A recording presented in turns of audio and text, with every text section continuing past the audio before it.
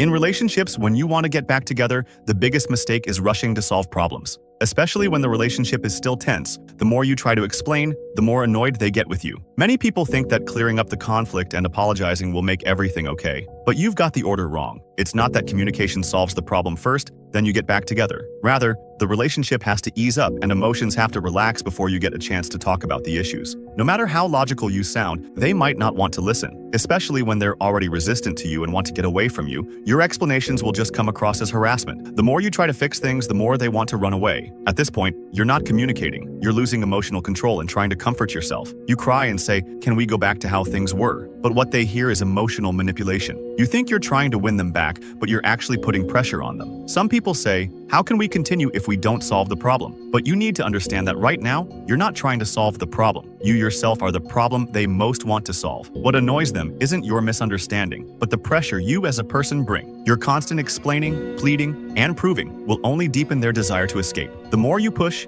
the more they want to cut you out of their life. Because you don't give the relationship breathing room. You're single-mindedly focused on making up quickly. But under high pressure, people have no desire to repair anything. They don't want to deal with you, not because you're not being clear, but because they don't want to listen. You're not trying to get back together. You're trying to calm yourself down so you don't panic. You treat getting back together like a negotiation, so of course they respond with coldness. So when a relationship breaks down, the most important thing to do isn't communicate. It's to take a step back. Not disappear, but lower your presence and give each other a buffer period. Like when someone falls down, you don't immediately pull them up. You let them catch their breath first. If you want to get back together, you first need to make them less resistant to you. Only when they can say a few words to you and aren't annoyed by you anymore is there a possibility of continuing. And this change comes from you truly letting go of anxiety and returning to yourself. Only when you become mature, non-clingy, and non-emotional can they possibly come close to you again. Real reconciliation doesn't rely on reasoning. It's about reestablishing emotional connection. So remember this, don't touch the most sensitive issues when the relationship is at its most strained.